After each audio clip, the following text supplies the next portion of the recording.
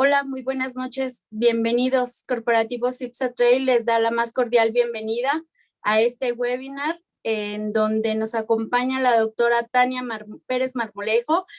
La doctora Tania es cirujana torácica en el Instituto Mexicano del Seguro Social. Se formó como médica cirujana en la Facultad de Medicina de la Universidad Nacional Autónoma de México. Realizó su especialidad en cirugía general en el Hospital Regional número 1 en Morelia y en el Centro Médico Nacional del Bajío. Su especialidad en el Centro Médico Nacional, su especialidad en cirugía cardiotorácica fue realizada en el Instituto Nacional de Enfermedades Respiratorias Ismael Cosío Villegas. En febrero de 2021, la UNAM le extendió un reconocimiento por su contribución ante la lucha por la salud de los mexicanos y las mexicanas y su invaluable labor contra la COVID-19. Además, ha realizado publicaciones en revistas extranjeras. Bienvenida, doctora Tania. Buenas noches a todos. Le quiero extender un agradecimiento al Corporativo Cipsa por invitarme a esta plática. Es un placer, doctora, bienvenida. Nos da un placer grandísimo recibirla y pues las cámaras y los micrófonos son suyas. Adelante. Muchas gracias. Voy a compartir Adelante. No sé si ahí se observa bien. Sí, doctora, lo vemos perfecto. Bueno, muchas gracias. Como ya les dije, buenas noches a todos por compartir un poquito de su tiempo y, bueno, evidentemente al Grupo Corporativo Cipsa por invitarme a esta plática. Creo yo que como cirujano torácico y como cirujano general, como médico, considero el manejo de las ondas pleurales un tema bastante importante debido a que el adecuado manejo va a ayudarnos a prevenir complicaciones en los pacientes quirúrgicos y creo que, espero, después de esta plática, también no quirúrgicos, de tal manera que un buen número de médicos dedicados a los cuidados de pacientes debemos conocer al menos un poquito del manejo de las ondas pleurales.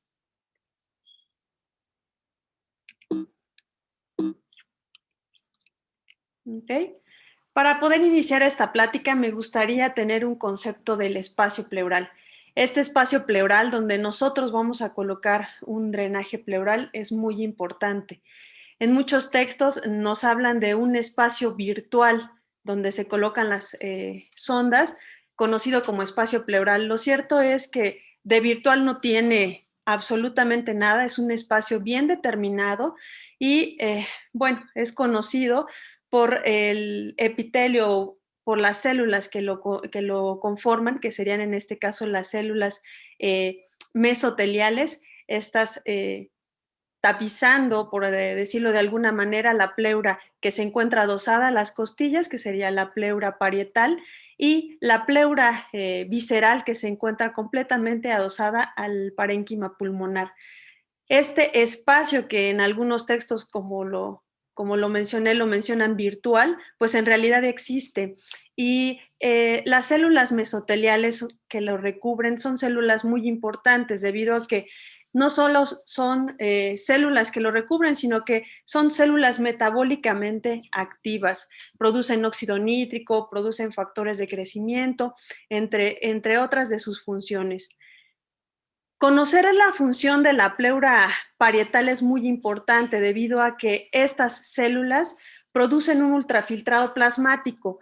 Es una cantidad muy pequeñita, aproximadamente 0.25 mililitros por kilogramo de peso, pero este ultrafiltrado que se encuentra en este espacio pleural va a permitir que las dos pleuras puedan tocarse entre sí y tengan un libre movimiento respiratorio, los pulmones, una libre expansión.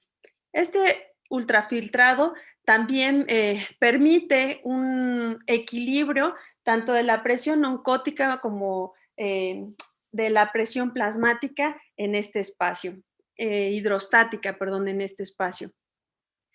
Es importante comentarles que este espacio eventualmente tiene una presión negativa Y esta presión negativa es dada por las resistencias que existen tanto pulmonares como de la pared torácica.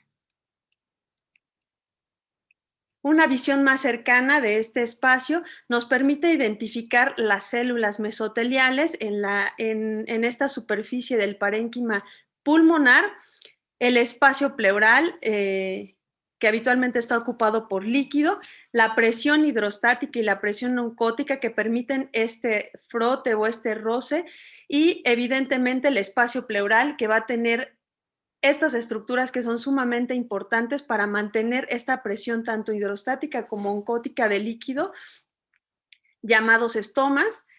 Estos son los causantes de una absorción normal de líquido dentro del tórax y evidentemente su relación con la circulación tanto linfática como venosa y, bueno, permitir un equilibrio de la producción normal de líquido. Creo que este es uno de los conceptos inicialmente más importantes. Este espacio no está vacío, contiene líquido y todos lo producimos, de tal forma que la acumulación de este líquido evidentemente puede ser hasta de 20 veces o lo puede tolerar estos estomas hasta 20 veces antes de percibirlo en un estudio radiográfico o percibirlo con datos clínicos en nuestros pacientes. ¿Qué pasa cuando este espacio pleural es ocupado por algún líquido transudado o exudado? Bueno, pues evidentemente habrá cambios como lo son la pérdida de esta presión negativa, evidentemente el colapso pulmonar, perdiendo el espacio que ocupaba completamente el pulmón y que ahora ocupa un espacio el líquido. Y evidentemente este colapso pulmonar provocando cambios tan pulmonares. Una de las manifestaciones más importantes en este ocupación del espacio en forma aguda, pues evidentemente es la hipoxia. Aunque en pacientes que tienen ocupación de líquido, ya sea por un exudado o un transudado, bueno, nos pueden dar estos cambios en forma crónica y mucho más lenta.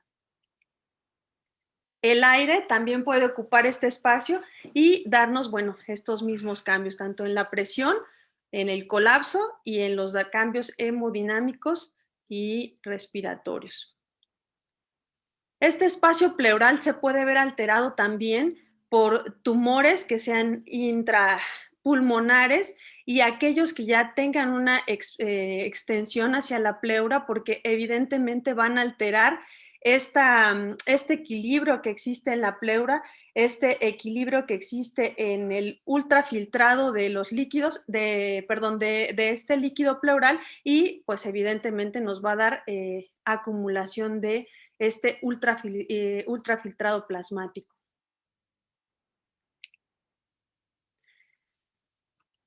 Cuando nosotros tenemos acumulación de líquido o aire en este espacio pleural, evidentemente debemos recuperar este equilibrio. Una de las maniobras pues es la utilización de los drenajes pleurales.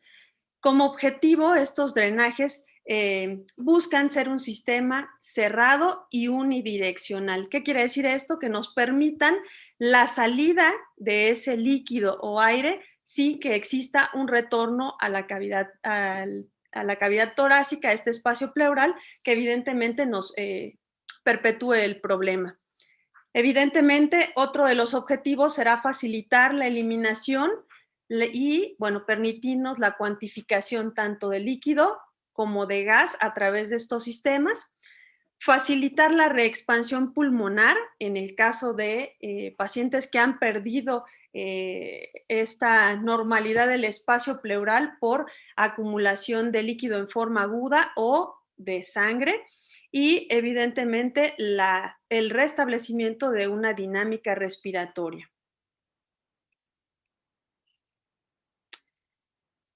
Yo podría describir como drenaje pleural no solo a una sonda que va a permanecer en este espacio pleural, sino un sistema que se conforma tanto de un drenaje pleural, en este caso una sonda o un catéter pleural, y la conexión que estos tienen a dispositivos de drenaje. Creo que ese es un concepto muy importante debido a que este sistema debe de funcionar en forma conjunta para que tengamos resultados ideales en el paciente. Entonces, el drenaje pleural es un sistema, que creo que ese también es un concepto muy importante. Estos sistemas de drenaje pleural pueden ser pasivos o activos. Conocemos a los sistemas de drenaje pleural pasivos como aquellos que no están conectados propiamente a la succión y que permanecen únicamente con la presión que ya existe intratorácica y que pueden ser drenados de una manera externa, como lo es este dispositivo. Más adelante voy a explicar cada uno de los sistemas y algunas peculiaridades de estas ondas. Simplemente esta diapositiva y estos conceptos iniciales son para que ustedes se den cuenta que los drenajes pleurales pueden ser activos o pasivos. Este sería un sistema pleural activo, el cual está conectado a un sistema de succión y bueno, más adelante veremos la importancia de identificarlos. Existen múltiples tipos de sondas y cada una de ellas puede tener indicaciones muy específicas. Creo que este también es un concepto muy importante al elegir un drenaje pleural. Existen múltiples drenajes pleurales con una variedad de tamaños y de materiales, sondas flexibles, sondas mucho más rígidas y con diámetros internos desde los más pequeños a diámetros mayores. Evidentemente, los que utilizamos con mayor frecuencia están determinados por unidades francesas y entre más French o entre más grande es esta unidad de escala, el drenaje es mucho mayor. Una forma práctica para poder identificar el calibre de estos drenajes es el multiplicar el diámetro de estas ondas por 3 y de esa manera podemos hacer la equivalencia con French. Por ejemplo, aquí les puse un ejemplo en el que un drenaje 24 French tendría un calibre de 8 milímetros. De esta manera ustedes pueden identificar y hacer la conversión de estas unidades y saber qué tipo de sonda y qué grosor tienen en su diámetro. Porque creo que es muy importante conocer los calibres de estas ondas, porque a nosotros nos ayuda a seleccionar el mejor catéter de acuerdo a la patología del paciente. Conocemos que los calibres menores de las ondas pleurales tienen mucho mejores resultados en pacientes con neumotórax, con derrames pleurales transudativos, derrames simples, pues existe un líquido mucho más ligero, por llamarlo así, sin detritus, en el cual sabemos que no va a haber oclusión de la sonda por el pequeño tamaño que tienen. Los catéteres de menor calibre también tienen una aceptación mucho mejor para los pacientes. Las heridas a través de los cuales los colocamos son mucho más pequeñas, de tal forma que estos calibres pequeños pues, se utilizan para este tipo de patología. Es importante identificar que calibres mayores habitualmente los usamos para líquidos pleurales mucho más densos, como lo son el sangrado, el hemotórax que tiene coágulos, los derrames que se encuentran complicados, en los cuales encontramos fibrina, detritus, necrosis, o los empiemas, que son francamente material purulento y que vamos a necesitar de una sonda mucho más rígida y con fenestras mucho mayores que permitan el adecuado drenaje y que éstas no se colapsen. En este esquema les muestro algunos tipos de sondas que son las que nosotros frecuentemente utilizamos. Habitualmente, dependiendo de la patología de los pacientes, nosotros podemos elegir utilizar incluso no solo un tipo de sonda, sino dos tipos de sondas distintas. En la primera imagen nosotros podemos ver una sonda de calibres habitualmente entre 24, 28 French, que se encuentran con fenestras mucho más grandes, que se encuentran mucho más rígidos. Algunos son de Silastic. Habitualmente estas sondas son las preferidas por cirujanos cardíacos para drenajes de hemotórax, cirugías cardíacas, empiemas. Habitualmente este tipo de drenaje, que es una sonda con acanalada, que tiene canales de drenaje, habitualmente los utilizamos, como les decía, para un líquido mucho más, menos denso o sin tanta evidencia de detritus. Este tipo de drenaje, aunque se ve muy delgado, tiene una superficie de absorción bastante amplia, entonces, además de que tiene una absorción mucho mayor, también nos permite colocarlo a nuestro gusto en toda la totalidad del tórax. Lo que a veces no tenemos, o una de las características que a veces no tenemos con este tipo de drenajes, que son mucho más rígidos. Habitualmente este tipo de drenajes los colocamos hacia el ápice pulmonar, sin embargo las fenestras habitualmente nos quedan en la parte superior, dejándonos la oportunidad, si la sonda fue colocada en un arco costal entre el tercer o cuarto arco costal, habitualmente el drenaje será superior. Pero bueno, esas son algunas de las peculiaridades que nos permiten este tipo de drenajes acanalados y por lo tanto, bueno, muy, muy utilizados, sobre todo en la cirugía toracoscópica. Algunos otros tipos de drenaje, como lo son estas sondas que vemos en la imagen, bueno, pues son drenajes delgados que habitualmente utilizamos en un derrame maligno que va a permanecer, una sonda que tiene incluso un cojinete para fijarse en la piel y permanecer en estas otras dos sondas. Así como tenemos múltiples sondas para elegir de acuerdo a la patología de los pacientes, también contamos con múltiples sistemas de sello pleural. Aquí les voy a mostrar varios ejemplos de sellos pleurales y vamos a platicar algunas de las características de cada uno de ellos.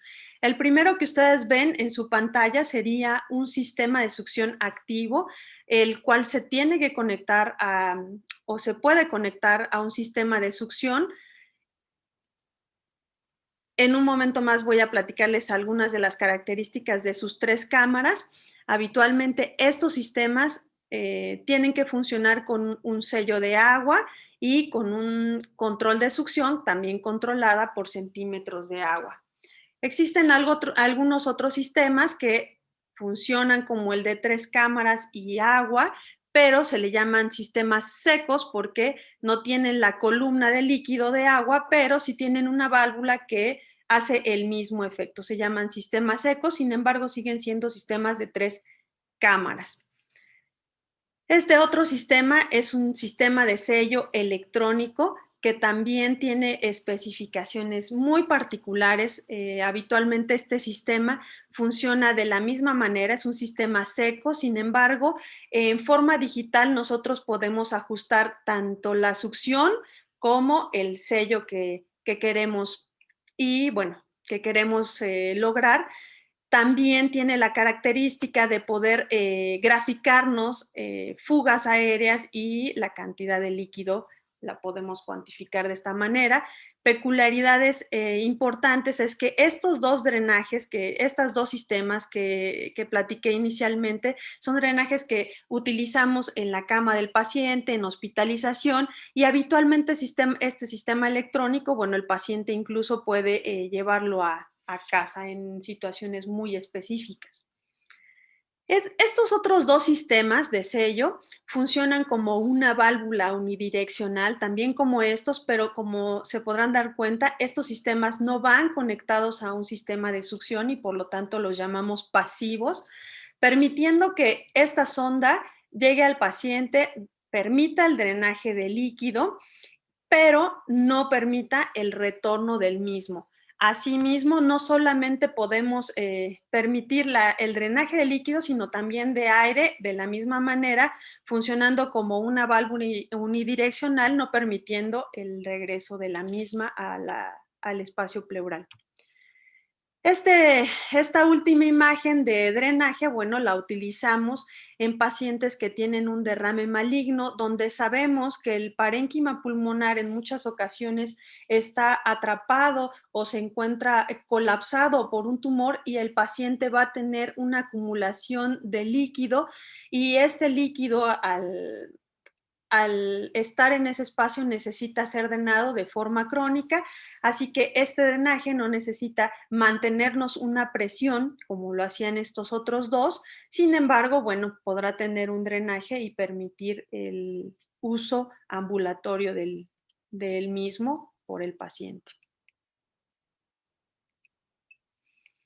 Me gustaría a grandes rasgos platicarles cómo funciona un sello pleural, sobre todo el de 3 cámaras, que es uno de los sellos que más utilizamos en los hospitales y conocer cada una de sus partes y cómo funcionan me parece fundamental para detectar muchos de los errores que tenemos al manejo con los pacientes. Este sistema de sellos se llama de 3 cámaras porque tiene efectivamente 3 cámaras separadas. Una que se llama control para la succión, que es la primera cámara. Esta cámara se conecta a un sistema de succión. Habitualmente nosotros lo podemos graduar de acuerdo a la necesidad que queramos. Sin embargo, lo que siempre se va a conservar, aunque el sistema de succión conectado a la pared varíe, habitualmente nosotros, si colocamos aquí los 20 centímetros de agua, que son los centímetros que nos van a permitir esa presión o acercarnos a la presión negativa normal del tórax, serán suficientes. Así nosotros conectemos el sistema de succión a pared en una cifra arbitraria, esta presión siempre se va a mantener en 20 centímetros de agua. Habitualmente esta cámara, bueno, en los adultos 20 centímetros es suficiente, aunque en los niños recomendamos 10 centímetros de agua como suficiente para poder crear ese efecto de succión y poder permanecer con una cavidad o un espacio pleural vacío. La siguiente cámara en este sistema de tres cámaras es el sello de agua y esta cámara es sumamente importante pues nos permite la salida de aire, pero no el retorno de aire al espacio pleural. Nos permite mantener esa presión negativa de tal forma que en cifras ya normadas, 2 centímetros de agua o en algunos sellos pleurales marcados como 0, pero que finalmente son 2 centímetros de agua, nos permiten que la presión intratorácica se mantenga igualada a la presión atmosférica. Este espacio siempre debe de estar calibrado a 0, de tal forma que esa es la medida que nos permite la salida de aire, pero no el retorno de aire. Si nosotros esta cámara la llenamos con mucho más líquido o más de los 2 centímetros de agua, lo que vamos a obtener es un aumento en la presión, en la fuerza que debe ejercer el tórax para poder evacuar el aire o evacuar el líquido que contenga el espacio pleural, de tal forma que si no logramos romper esa presión, nuestro paciente tendría acumulación de líquido o de aire. Esta cámara es muy importante porque también nos va a permitir observar las fugas que existen intratorácicas. Es aquí donde las vamos a poder detectar de acuerdo a un burbujeo que vamos a observar en la plática más adelante. Este sistema de 3 cámaras tiene una tercera cámara, que es la cámara de colección, y esta cámara es la que va íntimamente conectada al paciente a través de esta sonda. Es aquí donde se va a acumular el líquido que salga de este espacio pleural. Esta cámara está graduada y es muy importante que nosotros tengamos un marcaje inicial y a través de las horas de la cantidad de líquido que es drenado. Estas cámaras habitualmente son y deben de ser transparentes para poder permitirnos observar las características del líquido que estamos obteniendo, y de igual manera la sonda se sugiere que sea siempre de un color transparente para poder identificar de la misma manera las características del líquido que estamos obteniendo. Muy importante, creo, dentro de este tema, de esta revisión acerca de las sondas pleurales, es el tema de cómo colocarlas. Creo que sería tema de otra exposición, platicarles exactamente cuál es la técnica para colocar una sonda, pero creo que para tratar de resumirlo me gustaría destacar estos puntos importantes. Para la colocación de sondas pleurales es fundamental conocer este triángulo de seguridad que nos permitirá disminuir los riesgos para la colocación de una sonda pleural. Creo también que es muy importante conocer el sitio donde se va a colocar, no solo entre los espacios intercostales, sino la ubicación de nuestra incisión, la dirección que tenemos que dar a nuestra incisión para una adecuada colocación de la sonda. Evidentemente, detectar el sitio exacto nos va a permitir colocar la sonda adecuada y disminuir los riesgos tanto de sangrado como de lesión nerviosa y dolor crónico. Creo yo que es muy importante para seleccionar el tipo de sonda que vamos a utilizar, además de delimitar o identificar qué enfermedad es la que nos está pidiendo la colocación de la sonda, como lo son el ultrasonido y la tomografía, para elegir el mejor drenaje. Actualmente contamos con el ultrasonido y creo que es fundamental dejar en esta plática la inquietud de utilizar todos estos estudios antes de decidir qué tipo de sonda y cómo colocarla. ¿Por qué hago tanto énfasis en la utilización de estos del ultrasonido? Bueno, porque el ultrasonido nos puede decir si el líquido que estamos observando está septado, si tiene detritus. De esa manera nosotros podemos colocar una sonda de una manera más gruesa, por ejemplo, si estamos sospechando en que sea un empiema, o incluso detectar si nuestro paciente tiene un colapso pulmonar, pero crónico por una enfermedad oncológica, de tal manera que un drenaje, por ejemplo, rígido, pues no va a funcionar de la misma manera.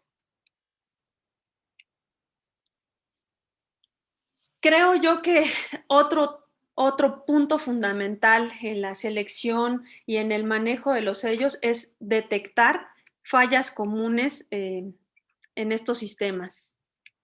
No solo es elegir la mejor sonda y elegir el mejor sistema, sino también, ya que se colocó, detectar las fallas comunes. Creo yo que es muy importante hacer énfasis en los cuidados que todo paciente con un drenaje pleural ya colocado debe tener. Fundamental que los pacientes durante la colocación, ya colocada la sonda y después de retirada, mantengan siempre una vigilancia de signos vitales. Creo que eso es muy importante. Y otros datos importantes durante los cuidados de un paciente con drenaje pleural es la monitorización. Creo yo que eso nos puede decir mucho sobre el cómo está funcionando el drenaje pleural, si lo colocamos de forma adecuada, si está funcionando. Lo cierto es que una vez colocada una sonda tenemos cambios en el paciente en forma inmediata, por eso la vigilancia de los signos vitales es fundamental. Hay datos clínicos que nos llaman la atención cuando colocamos una sonda y aparecen, como son la disnea. Esto nos podría hablar de un neumotórax a tensión, una sonda que no está funcionando, un sistema pleural que no está funcionando, un paciente diaforético en el cual se le ha colocado una sonda pleural.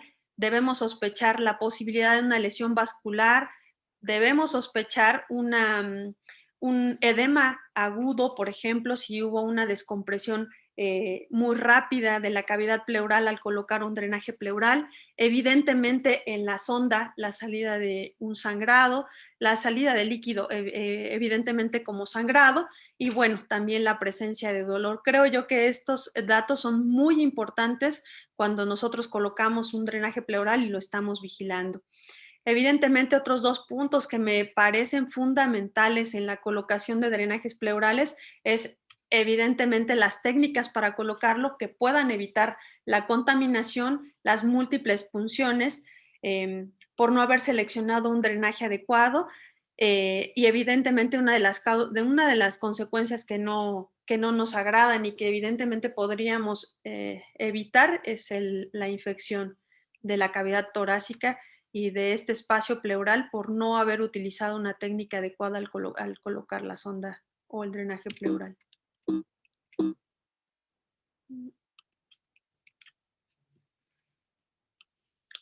Esta diapositiva me parece muy importante durante la vigilancia de un paciente con un drenaje pleural, porque el control radiográfico nos permite identificar todos los problemas que puede haber tras la colocación de la sonda, nos permite evaluar la reexpansión pulmonar y nos permite evaluar si nuestro drenaje está funcionando dentro del paciente de forma adecuada. Por eso me parece fundamental que si nosotros tenemos, después de colocar una sonda, datos clínicos, repitamos el control radiológico hasta no tener el resultado que nosotros esperamos.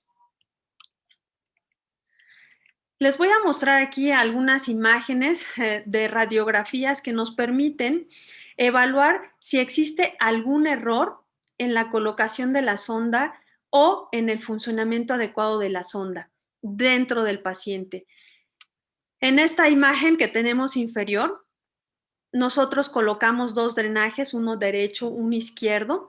Aquí la imagen no es muy clara, sin embargo, quiero destacar que el control radiográfico, una vez que se ha colocado un drenaje pleural, el que sea, es fundamental porque nos permite identificar, por ejemplo, en este caso, que la fenestra, estos orificios que tienen estas sondas para el drenaje, habitualmente deben de estar obviamente dentro de la cavidad torácica, pero en algunos casos, si están fuera de la cavidad torácica, pues evidentemente podemos tener salida de aire o disfunción del sistema, podemos tener un colapso pulmonar por la simple colocación inadecuada de la sonda pleural, y esta evidentemente identificarla tras un control radiográfico y tras datos clínicos en el paciente posterior a la colocación de una sonda en la cual no estamos obteniendo el resultado que deberíamos. Esta otra radiografía que quería mostrarles es una radiografía en la cual nosotros colocamos un sello pleural, colocamos la succión del paciente, pero observamos que el paciente tiene un enfisema subcutáneo, un enfisema que va aumentando, y en el sello pleural una fuga de aire identificable. Tomamos un control radiológico y en este caso queremos identificar si nuestra sonda está bien colocada, si está en una posición correcta, si la fenestra está dentro del tórax, si tenemos algún problema dentro del paciente que no podemos identificar fuera. En este caso, bueno, observamos que la fenestra está adecuada, está en una posición adecuada, la sonda está apical en una posición adecuada. Bueno, entonces descartamos que exista una falla dentro del paciente, sino fuera de él. En esta otra radiografía quiero mostrarles que el drenaje acanalado, que les comentaba yo que es flexible, que se puede colocar alrededor de toda la cavidad torácica, también es fácilmente identificable en estos controles radiográficos. Nos permite descartar que también esté fuera del tórax, que esté en el tejido celular o que esté en alguna posición en la que no debería de estar. Por ejemplo, pues nos permite identificar que el problema no es el drenaje, sino que hay algo más. Puede haber una fístula que nos permita que no se expande el pulmón o alguna disfunción en el sistema fuera del paciente. Esta otra radiografía, bueno, pues nos permite identificar que efectivamente el paciente tiene una sonda pleural ya colocada, sin embargo, observamos que todavía existe una evidencia de colapso pulmonar y de líquido que se encuentra todavía en el espacio pleural. Esta última imagen, bueno, es muy clara porque podemos observar una sonda que se encuentra completamente doblada y pues evidentemente no nos va a dar el resultado que nosotros esperaríamos. De tal forma que con todos estos ejemplos, me parece fundamental comentarles o hacerles el hincapié de que cuando nosotros colocamos una sonda, tenemos datos clínicos de que no está funcionando, que el paciente no mejora, debemos en forma sistemática descartar primero con un control radiográfico que dentro del paciente no tengamos algún problema que nos esté dando estas alteraciones. Si en este nivel nosotros no observamos ningún problema, entonces debemos identificar qué problemas nos están dando fuera del paciente la disfunción de nuestro sistema. Igual traté de ponerles aquí ejemplos muy específicos.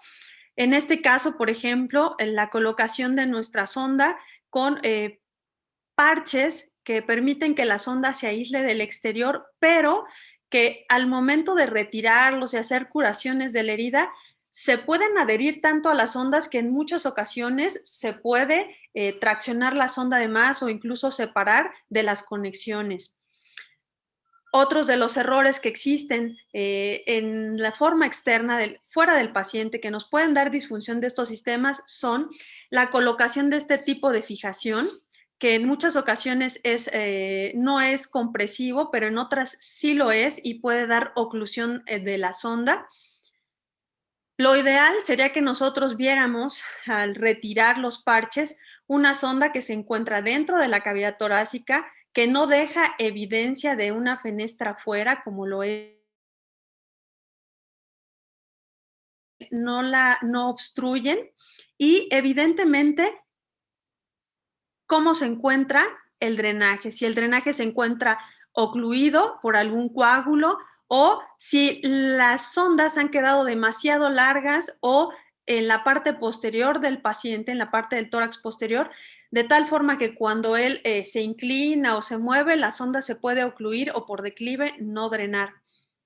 Otro de los errores que constantemente observamos al retirar el parche, bueno, es que a veces las suturas de fijación se han separado y bueno, la sonda se encuentra en un movimiento constante que a veces permite que la fenestra pueda salir o incluso la sonda completamente. Aquí hay un ejemplo de disfunción del sistema por la oclusión de fibrina en el sistema. Este sistema inició primero aquí, la oclusión, como ven, a veces se ocluye o bueno, más bien se refuerza con cinta para evitar que las conexiones se puedan separar, pero esta fijación en muchas ocasiones no nos permite ver que ahí se está formando un coágulo o se está formando una obstrucción de las ondas. Evidentemente, otro de los datos que tenemos que buscar cuando dentro de nuestro paciente no existe ningún problema en la colocación del sistema y hay disfunción es la utilización la utilización de estos clips que contienen las ondas para evitar aparentemente que no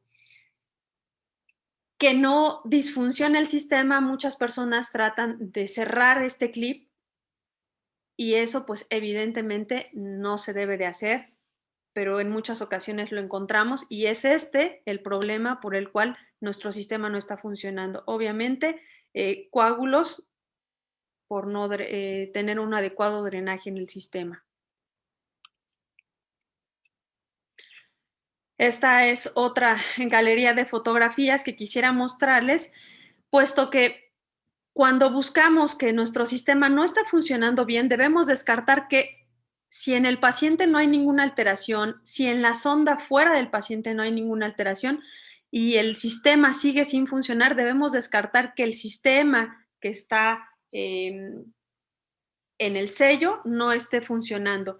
Obviamente aquí les pongo los ejemplos más clásicos y que creo que son muy importantes para detectar errores en la función del sistema. Es un sistema que no está colocado debajo del tórax. Habitualmente estos sistemas deben de estar en el suelo o debajo del tórax del paciente para no permitir que esta asa junte líquido y eso aumente la presión de la salida de líquido. Otro error común es que las cámaras no estén adecuadamente calibradas con los 2 centímetros o los 20 centímetros de agua y eso, bueno, esté provocando que el sistema no esté funcionando de una manera adecuada. Otro error frecuente que he notado es que en muchas ocasiones observan coágulos en la sonda y personal que no está capacitado o personal que no conoce la patología del paciente tiende a drenar o traccionar estas sondas para liberar los coágulos, pero lo hace de una manera incorrecta y eso puede provocar en algunos casos sangrado, sobre todo en la cirugía cardíaca, y en otros casos desafortunados la desconexión del sistema y evidentemente la contaminación y la pérdida de la presión negativa. Otro de los errores comunes que he identificado es que el sello pleural se coloca en un sitio de paso de todas las personas. Si una persona no identifica para qué sirve ese sistema, lo puede incluso tirar o se puede caer y al caerse este sistema se pueden combinar las cámaras del sello de agua, del control de la succión y de esta manera dejar de funcionar de forma adecuada. Obviamente, bueno, ya lo había comentado, estas cintas que utilizamos para fijar las conexiones, pues pueden ser causantes de que no nos demos cuenta que el tubo está ocluido y de esta manera el paciente pues no esté obteniendo el resultado que debería a pesar de que tenga un drenaje adecuado, a pesar de que hayamos tenido la mejor elección. Y quiero mostrarles esta última imagen con respecto al sello pleural en donde efectivamente colocaron aquí un mensaje de no pinzar la sonda para que evitemos que esté ocluida y esté drenando de forma adecuada. Sin embargo, observamos que las cámaras tienen ya diversos niveles. Eso quiere decir que efectivamente este sello se cayó, se combinaron las cámaras y aunque se le siguen colocando algunos stickers para determinar la cantidad de líquido, pues eventualmente este sello está muy probablemente contaminado y es difícil saber si nos va a seguir funcionando o no. No sabemos cuantificarlo de manera exacta. Este sello debe de cambiarse. Otro detalle importante en este sello es la marca de los 2 centímetros de agua está perdida. Al caerse este sello se contaminó y este líquido es parte del líquido de otras cámaras, de tal forma que este sello, aunque si bien pusieron aquí su letrero de no pinzar, pues no funciona y no nos va a dar el resultado que queremos, a pesar de que la sonda esté adecuadamente colocada, a pesar de que el tubo esté sin ninguna alteración, pues el sello pleural está disfuncional. Un detalle muy importante en el manejo de sondas y de sellos pleurales es la identificación de las fugas de aire. Esto creo que también es muy importante. Aquí les pongo un video de una fuga alveolar. Es importante que al tener contacto con estos sellos podamos identificarlas. Existen fugas alveolo-pleurales que son aquellas que nos van a permitir observar la salida de aire del tórax, evidentemente no el regreso, y habitualmente estas fugas tardarán un par de días en cerrarse si existe una expansión pulmonar adecuada y algunas otras fugas, como lo son esta del video, bueno, serán fístulas broncopleurales que eventualmente requerirán de tratamiento quirúrgico si no se logra una expansión pulmonar y la fuga es mayor.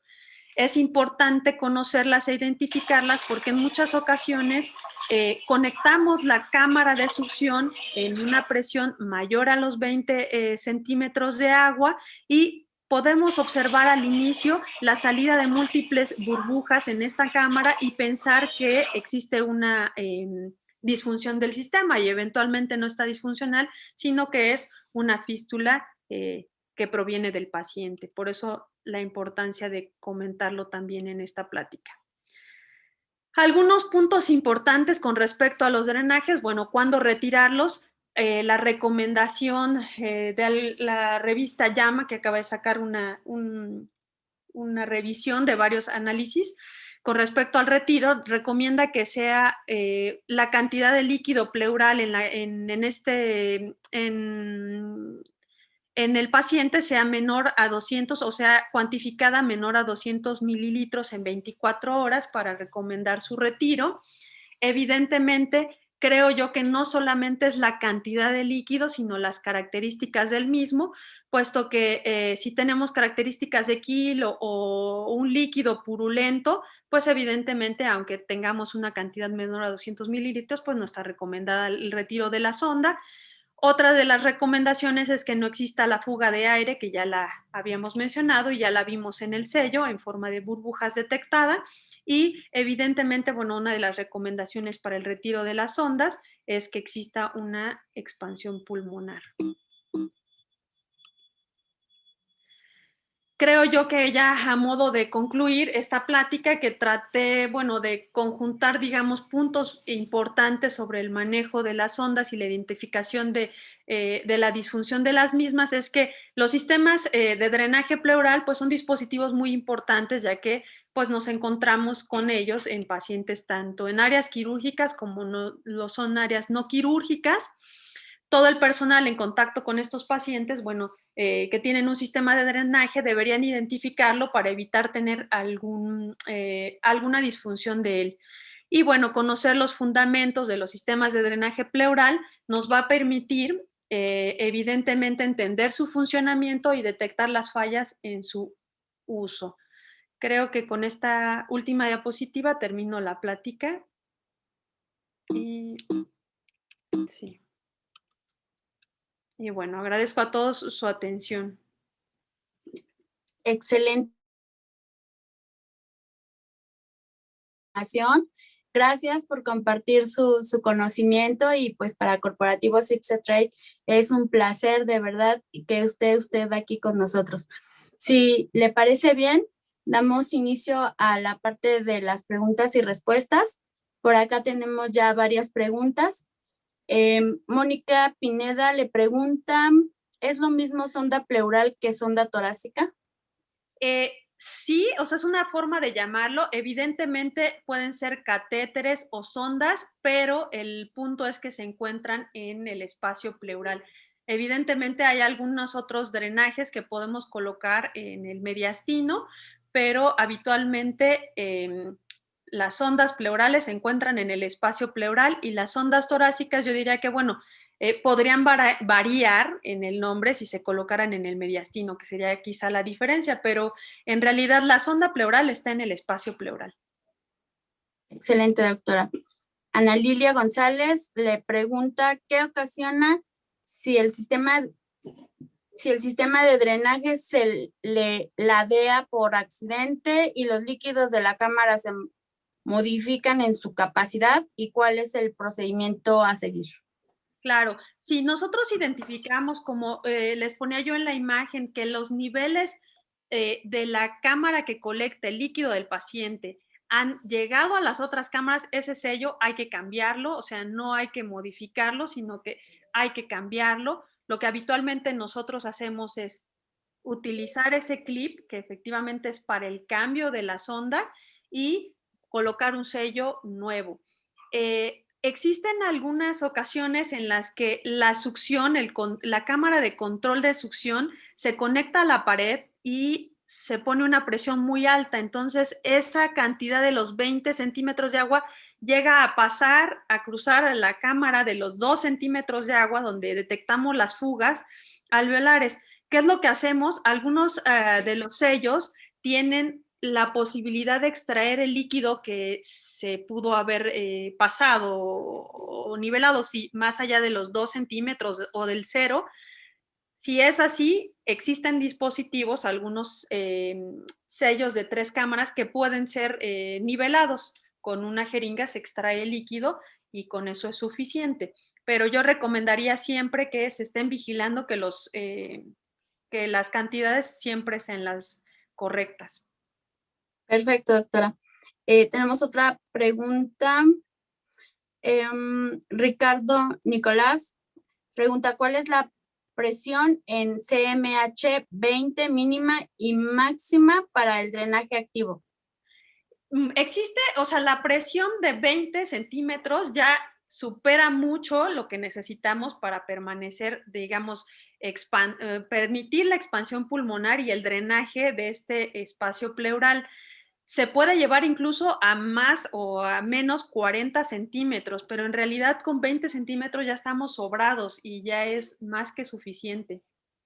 Súper bien. Muchas gracias, doctora. Niños, eventualmente utilizamos menos de 10 centímetros y con eso es suficiente. Ok, perfecto. Yaisel Piñeiro le pregunta, ¿qué opinión tiene sobre el sistema único y si lo recomienda teniendo en cuenta la relación costo-beneficio? El sistema único, me imagino, se refiere a los sistemas pasivos. Yo creo que evidentemente tienen una indicación muy específica, sobre todo en derrames oncológicos o derrame maligno, donde el pulmón no necesita de succión, evidentemente, y solamente necesitamos el drenaje. Entonces, en este caso, pues evidentemente son la mejor opción. Creo yo que es importante tener el concepto muy bien claro de cuándo utilizarlos. Por ejemplo, los sistemas electrónicos son también muy buena opción, pero el sistema electrónico lo utilizamos cuando necesitamos cierta succión y cierta presión, eventualmente pues identificar las fugas, o sea, cada uno de ellos tiene una especificación muy particular. Obviamente los sistemas únicos cuando son para drenaje pues son muy buenas opciones porque permiten al paciente manejarse en casa y él mismo drenar su sistema. Genial, doctora. Antonio le pregunta, ¿en qué momento es adecuado retirar la sonda endopleural en un neumotórax y cuáles son los criterios? Claro, bueno, ahí es lo que yo comentaba, los estudios radiológicos son fundamentales. La tomografía nos puede decir por qué causa se provocó el neumotórax. Habitualmente, si nosotros tenemos reexpansión pulmonar, no tenemos evidencia de fuga, la mayoría de las fugas, si no sanaron en 2 a 5 días, eventualmente ese paciente habrá que pensarlo como un candidato a cirugía. Perfecto. María Guadalupe le pregunta, me imagino, ¿cuáles son los criterios a elegir la modalidad de un sello de agua, succión o derivación? Evidentemente, o sea, de hecho, nosotros en la práctica utilizamos los sellos de 3 cámaras y no todo el tiempo lo tenemos en succión continua. Podemos utilizar alternado el sistema. A veces lo conectamos a succión y cuando el paciente tiene que movilizarse al baño o incluso dar su rutina de caminata, se puede desconectar y se puede utilizar, digamos, en las dos maneras, tanto activo como pasivo. Perfecto. María Guadalupe igual pregunta, ¿cuánto tiempo dura un drenaje tipo Blake en cavidad torácica? Bueno, es que esto dependería de el por qué se colocó este sistema. Si el paciente es un paciente oncológico, bueno, sabemos que este sistema, que la sonda, pues va a durar, o el catéter va a durar más de un mes al menos. Es digamos, la utilización de una sonda crónica, ¿no? En el caso de drenajes que utilizamos para cirugía, pues habitualmente no duramos más de 1 o 2 semanas. Si hay reexpansión, si no hay salida de sangre, si no hay salida de líquido purulento, si la cantidad ha disminuido, en realidad no habría el por qué dejar un drenaje. El caso distinto, por ejemplo, sería el de una fuga aérea, un paciente que tenemos con fuga persistente, bueno, a veces dejamos ese sistema aproximadamente 2 semanas. Ok. Am, mm, ok, María Lourdes pregunta, ¿es cuando un paciente se va a estudio de placas, se tiene que pinzar la sonda? No, la justificación para pinzar la sonda sería el cambio del sello porque hubo la combinación de las cámaras o el probar si tenemos una fuga aérea o no. Creo que el pinzar la sonda es muy raro, lo utilizamos para pruebas muy específicas, pero en realidad la función del sello de 3 cámaras es mantener la presión negativa. Entonces, si nosotros cerramos con el clip, pinzamos la sonda, lo que estamos provocando es que si nuestro paciente tiene una fístula, le provoquemos un neumotórax, provoquemos que la sonda no esté drenando ese líquido o ese aire y tengamos cambios hemodinámicos. Entonces, en realidad, yo creo que el pinzar la sonda tiene indicaciones solamente para el cambio de sonda o para algunas pruebas específicas, pero en realidad no hay justificación para pinzar las sondas. Muy bien, doctora, muchas gracias. Omar pregunta, ¿está contraindicado el traslado de estos pacientes vía aérea? No, o sea, el paciente tendría que tener una patología muy específica, un neumotórax, por ejemplo, pero hay pacientes que pueden viajar con su sistema, sobre todo los pacientes con patología oncológica pueden viajar sin el riesgo. Perfecto.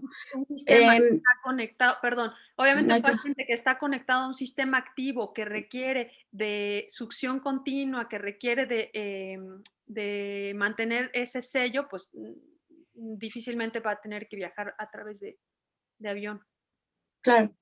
Ok. Esther Pedraza pregunta, en OA7, es que, bueno, no entiendo, ¿pediátrico puede ser apical o basal? Ay, no, no, no, no. No le entiendo. Dice, en OA7, a lo mejor no está bien escrito, pero bueno, igual pasamos a otro. Me imagino que es como la sonda pediátrica, como lo que mencionaba hace un momento. Claro, Mm, o sea, yo creo que en los niños flexibles, mucho más, menos doloroso, Tiene las razón. heridas son pequeñitas, de hecho en adultos igual, yo prefiero por mucho los drenajes flexibles. En niños, pues obviamente mucho, mucho más. Mucho más claro. Gustavo Ramos pregunta, ¿qué recomendación da cuando se tiene que ir el paciente con sonda pleural a estudio por fuera de la unidad hospitalaria? Recomendaría que los niveles del sello estén adecuadamente colocados, sobre todo la cámara que nos mide el sello, o sea, la segunda cámara que esté a 2 centímetros de agua, que la sonda no se pince durante el traslado. Esas serían mis 2 recomendaciones. Y evidentemente, si se puede conectar a la succión, pues eso sería muy bueno, pero en realidad, mientras el paciente tenga un sello a 2 centímetros y no esté pinzado, el paciente puede trasladarse sin ningún problema. No hay que pinzarlo, eso es muy importante. No hay necesidad de pinzarlo. Perfecto. Por acá le hacen otra pregunta. ¿Qué significa que oscile el sello? Ah, claro. Durante los movimientos de la inspiración y la expiración, la columna que tiene el sello de agua, que son los 2 centímetros de agua, donde medimos las fugas alveolares, tiene un dispositivo como una pelotita que sube y baja. Cada vez que inspira, esa pelotita o esa columna de agua con esa pelotita va a subir y va a bajar. Eso es normal. Eso es por la variación de la presión normal que existe al inspirar y expirar. Obviamente, cuando nosotros colocamos un sello pleural a un paciente, buscamos que exista esa variación porque sabemos que está detectándose ese cambio de inspiración y expiración. Pero si el paciente ya está con una expansión completa, muy probablemente no podamos ver que la sonda oscile. Eso es frecuente también, que busquemos que oscile, pero a veces ya está completamente expandido y no vemos esa diferencia. Pero habitualmente es eso, o sea, es la inspiración y la expiración. Perfecto, muchas gracias, doctora. Cristina Magali le pregunta, ¿cuáles son los nombres de las ondas pasivas? Bueno, habitualmente tenemos el Pleurex, que sería un catéter que es pasivo, que no está conectado a ningún sistema, aunque eventualmente pues cualquier sistema podría ser pasivo si no está conectado a la succión. Correcto.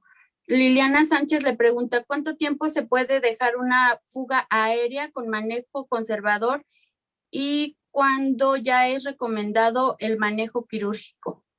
Claro, ahí es muy importante la patología del paciente.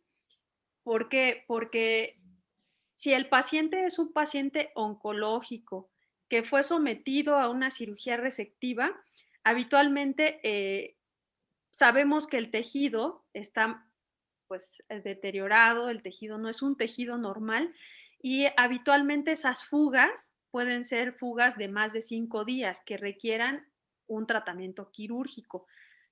Habitualmente pequeñas fugas se pueden resolver con la expansión pulmonar. Si el paciente, por ejemplo, tuvo un empiema pulmonar y se colapsó, pero porque tuvo un empiema pulmonar, creció una corteza atrapó el pulmón, al quitar esta corteza, habitualmente la pleura queda lastimada, quedan expuestos los alveolos y entonces tenemos una fuga, pero esta fuga habitualmente no dura más de 2 días y si hay una expansión pulmonar, habitualmente se resuelve. Entonces yo creo que sería importante saber qué fue lo que provocó la fuga y de acuerdo a eso, pues esperar cuándo sí se puede resolver y cuándo no. Cuando es una fuga que viene de un bronquio principal, habitualmente esto es quirúrgico. Después de 5 días seguimos teniendo la fuga y no va a resolver hasta no resolverse de forma quirúrgica. Genial, doctora, perfecto. Por acá tenemos otras preguntas. Moisés le pregunta, ¿con qué volumen estaría indicado colocar sonda pleural por derrame? Bueno, evidentemente yo creo que lo primero es detectar cuál es el problema del paciente. Por ejemplo, si yo veo en una placa de rayos X, que el paciente llegó a la consulta, tiene un poco de disnea, pero en realidad es un padecimiento crónico y yo veo que tiene derrame masivo, bueno, eventualmente el paciente con altas posibilidades tendrá un derrame maligno. Ese paciente es más que candidato a que se le coloque una sonda para drenaje completo del derrame, más bien es un paciente candidato a una toracocentesis y probablemente hasta cirugía para biopsias. Entonces, en este caso es candidato a sonda posoperatoria. Pero, por ejemplo, si yo tengo un paciente que tiene una patología en agudo, como lo sería un paciente con trauma torácico que hace la misma imagen, pero con datos clínicos, con cambios hemodinámicos, con cambios respiratorios, pues eventualmente ese paciente necesita una sonda y es urgente. Igual lo es un paciente que tiene desviación de la columna de aire por un neumotórax a tensión, pues eventualmente también necesita una sonda de forma urgente. Ahí yo creo que hay que equilibrar qué paciente es candidato o no a la sonda en el momento adecuado, ¿no? Perfecto. Muy bien. Ariadna le pregunta, ¿qué periodicidad recomienda para los controles radiográficos? Esa es una pregunta frecuente. Yo creo que el paciente, bueno, debe tener una radiografía antes de la colocación de la sonda, una radiografía posterior a la colocación de la sonda y las siguientes radiografías habitualmente son de acuerdo al procedimiento. O sea, si es un paciente que sabemos que en el sello pleural hay fuga, que no está, que tiene, por ejemplo, enfisema subcutáneo, bueno, repetimos la radiografía a las 24 horas o incluso antes. pero habitualmente el control radiológico recomendado es previo a la colocación y posterior a la colocación de la sonda pleural. Esto es para detectar todos esos pequeños problemas que yo les ponía en las imágenes. A veces la sonda ya se colocó y hay gente que dice, bueno, hasta las 24 horas. No, necesitamos saber en qué posición quedó esa sonda, si realmente logramos la expansión o no pulmonar, si no tuvimos un problema con la sonda de colocarla en el abdomen o que esta sonda haya lastimado el parénquima pulmonar. Entonces, la radiografía antes y luego después de la sonda nos ayuda muchísimo a saber si esta está en una posición adecuada. Perfecto. Anaí le pregunta, ¿qué tiempo debe dejarse la sonda pleural? Eso ya lo preguntamos, ¿no, verdad? Era lo que platicamos, o sea, en realidad no hay como una regla de cuánto tiempo. Lo cierto es que si la sonda pleural tiene un gasto menor a 200 mililitros, esa es una de las recomendaciones, quitarla. Siempre y cuando el líquido pues sea claro, sea sin detritus, que no tenga evidencia de ser 1 kilo o que no tenga datos de infección o que sea un líquido purulento, que no sea un líquido hemático. Entonces yo creo que más que cuánto tiempo sería en qué características tiene el líquido, que sea un gasto menor a 200 mililitros, ya lo habíamos platicado, o sea, eventualmente nosotros producimos cerca de 25.25 mililitros al día, entonces líquido siempre va a haber, o sea, aunque llevemos un par de días, va a seguir saliendo líquido a través de esa sonda, pero si la cantidad ya es menor a 200 mililitros, nuestra pleura parietal lo va a poder absorber y no va a haber acumulación de líquido. Perfecto, doctora, muchas gracias. Por acá, Moisés le pregunta su opinión del uso de diuréticos como manejo no invasivo para derrame pleural. En algunas situaciones funciona bastante bien, sobre todo en transudados. Yo creo que también se utilizan en exudados para el manejo del derrame complicado, el uso incluso de factores líticos. Entonces, sí mejoran dependiendo del tipo de derrame, pero en el caso de los diuréticos, yo creo que hay casos que sí funcionan bastante bien. Genial, doctora, muchas gracias. Tenemos por acá unas preguntas más. Si usted lo decide así, podemos seguir o bien las contestamos por correo. Como ustedes me indiquen, no tengo... Adelante, o ahora sí que usted es la que aquí nos dice. Tenemos algunas más, si gusta, le seguimos. Claro. ¿Sí? Por acá, María Aurora, los lavados de heparina para evitar coágulos. Yo creo que no. Esto es porque, repito, la sonda es un sistema que debería permanecer hermético. En teoría no tenemos que abrirlo ni agregarle ningún líquido porque esto nos agrega un riesgo de empiema, de infección pleural. Entonces yo descartaría la necesidad de hacer algún lavado, también por el hecho de que podemos provocar sangrado. Yo creo que aquí importante es verificar la permeabilidad de las ondas. Hay una maniobra que no la mencioné, pero es la de ordeñar, le llaman las ondas, cuando nosotros hacemos presión para sacar coágulos. Creo que esa maniobra se puede hacer siempre y cuando sea un personal que conoce la patología del paciente, que sabe qué sonda se puede ordeñar y cuál no, si ha habido expansión o no pulmonar para evitar sangrado. Esto lo menciono de forma importante porque hay sondas, por ejemplo, en la cirugía cardíaca que se colocan en mediastino y al ordeñarlas, bueno, podemos provocar un sangrado mayor, entonces hay que tener como precaución con esto. Yo no recomendaría el uso de heparina. Muchas gracias, doctora. Moisés le pregunta, ¿qué estrategia puede evitar que reaparezca un hemotórax en un paciente en el cual clínicamente y por rayos X ya había desaparecido? Bueno, ahí habría que, si ya habíamos colocado una sonda, se había desaparecido y luego apareció, hay que descartar una posibilidad que es la lesión parenquimatosa al introducir la sonda o la lesión del paquete neurovascular al colocar la sonda.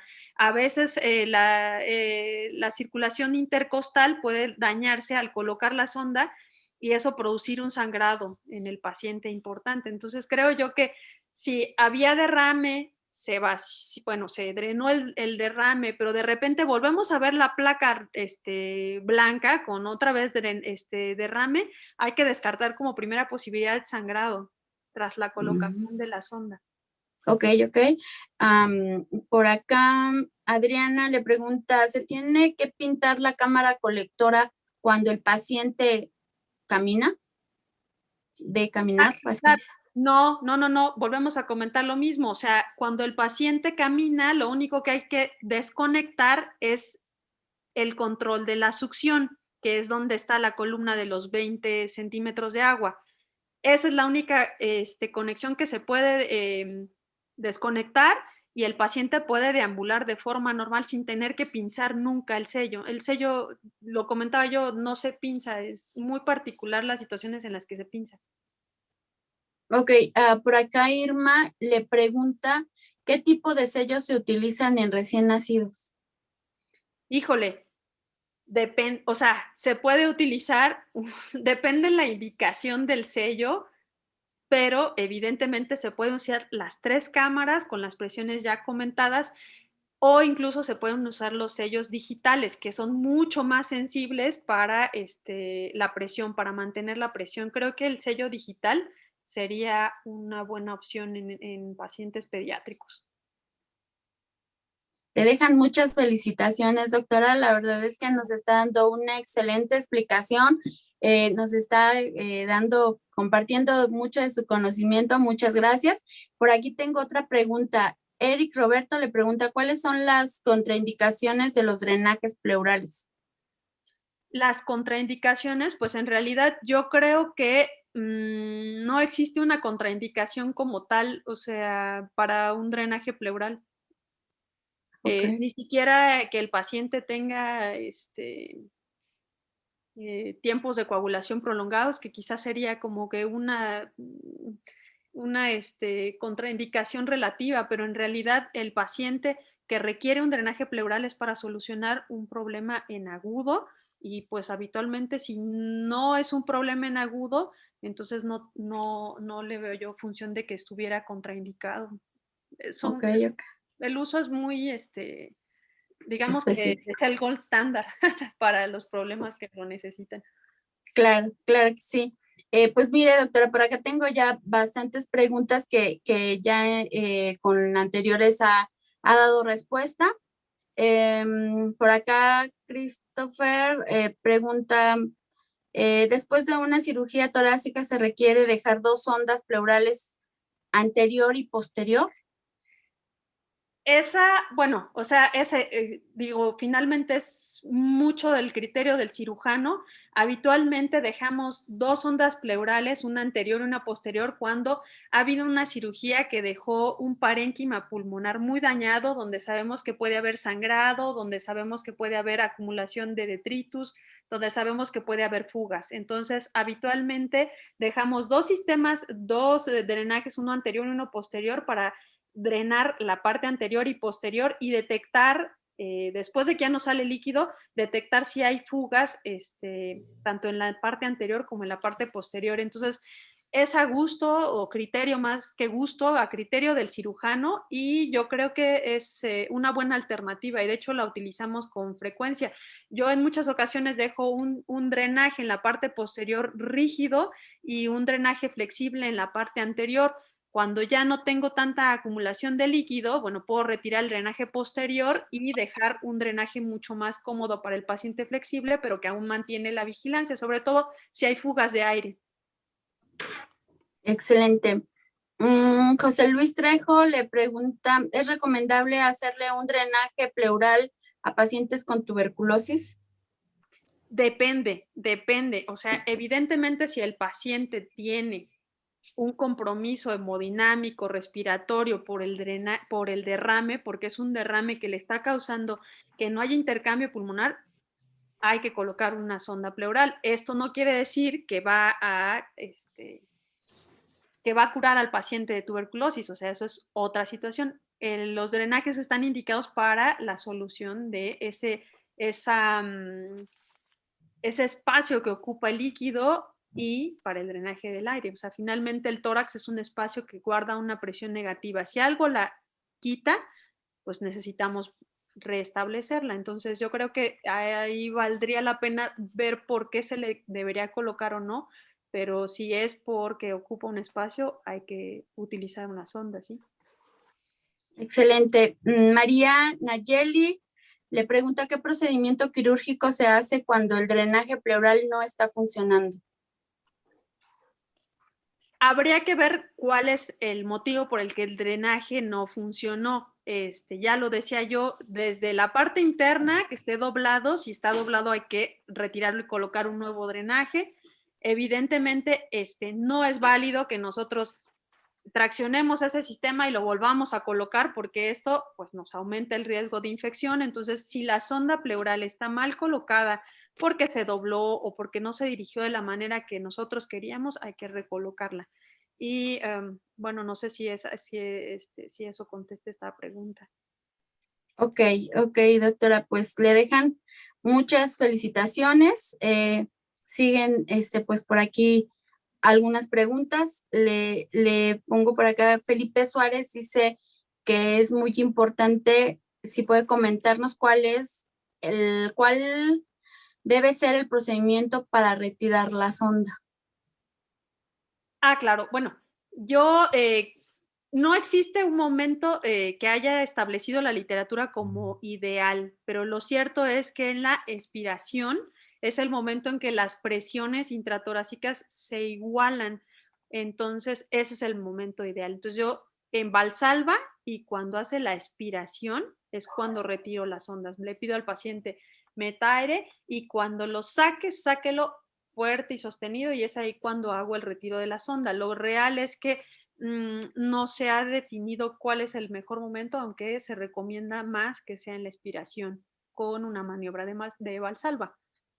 Genial, genial, doctora. Ahí Pues, habitualmente no. lo que hacemos es que la sonda está fijada con un punto de sutura que dejamos largo para que cuando nosotros retiramos la sonda, ese mismo punto de sutura nos sirva para ocluir la herida quirúrgica y no tengamos que ponerle un nuevo punto.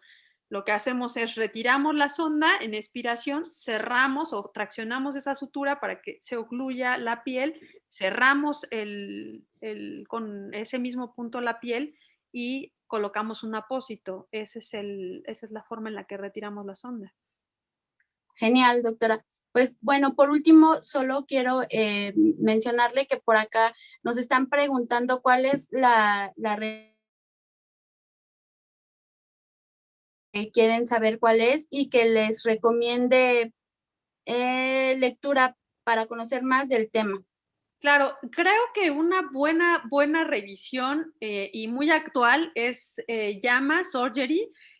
La última publicación fue en enero de este año, del 2022. Es un recopilado que a mí se me hace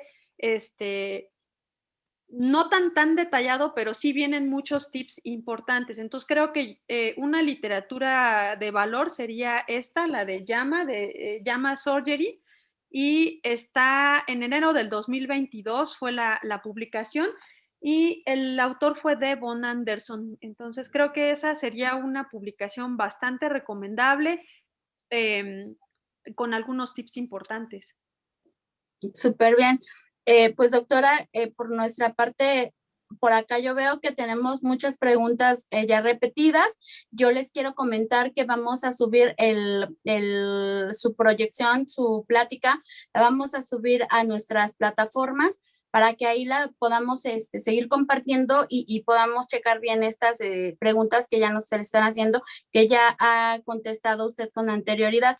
Y pues para nosotros ha sido un placer, agradecemos grandemente su tiempo y pues bueno, CIPSA-TRAY de su casa, la recibiremos con gusto siempre, estamos a sus órdenes y pues a todo el público, muchas gracias por acompañarnos. Es un placer traerles temas de importancia y pues traer grandes ponentes como la doctora Tania y pues bueno, seguiremos trabajando para darles el mejor servicio y estamos a sus órdenes. Por el momento, pues por esta plática es todo. Les damos las gracias y que tengan muy buena noche. Doctora, un placer, un Gracias, abrazo. buenas noches. Hasta luego, buenas noches. Cuídense mucho, buena noche.